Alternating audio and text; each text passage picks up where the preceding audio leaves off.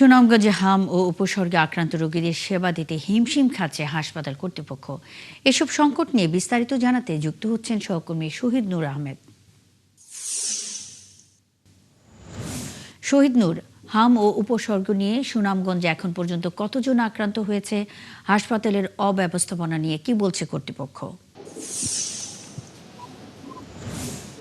মনি, ধন্যবাদ আপনাকে। দেখুন, আমরা প্রতিবেদনটিতে যেমনটা দেখানোর চেষ্টা করছিলাম, সুনামগঞ্জে হামের যে সংক্রমণ সেটি দিন দিন বেড়ে চলছে আমরা দেখেছি, এবং হাসপাতাল কর্তৃপক্ষের সাথে কথা বলে যেমনটা জানতে পেরেছি, এখন পর্যন্ত প্রায় 5 শতাধিক রোগী এখান থেকে চিকিৎসা নিয়েছেন এবং বাড়ি ফিরে গেছেন।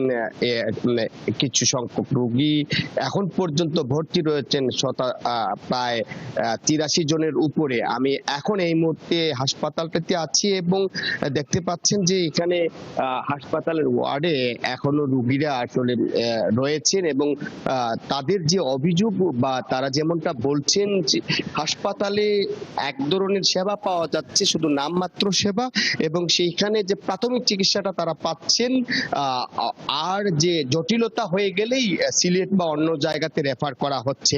আমরা কথা বলার চেষ্টা করেছিলাম যে এই জায়গাতে ডাক্তারদের সাথে, তারা বলছেন যে রোগীর চাপ বেড়েছে, এই রোগীর চাপ বাড়ার কারণেই মূলত তারা হিমশিম করছেন সেবা দিতে। আমি যদি আপনাকে জানানোর চেষ্টা করি, এখন পর্যন্ত এই সুনামগঞ্জ সদর হাসপাতালে হাম সন্দেহে 18 জন রোগী অর্থাৎ শিশু রোগী মারা গিয়েছে, এবং আর যদি বলি নিশ্চিত একজন রোগী মারা গিয়েছে। তবে যেটি হচ্ছে, পরীক্ষা নিরীক্ষা করার পরেও আসলে অনেক দিন পরে শনাক্ত হচ্ছে হাম। এখানে হামের যে চিকিৎসা বলা যায় যে স্বাভাবিক চিকিৎসা পাওয়া যাচ্ছে, গুরুতর তেমন কোনো বড় পর্যায়ের চিকিৎসা এই স্থানীয় পর্যায়ে পাচ্ছেন না। সাধারণের অভিযোগ, তারা চিকিৎসা সামগ্রী পাচ্ছেন না ওষুধ সামগ্রী।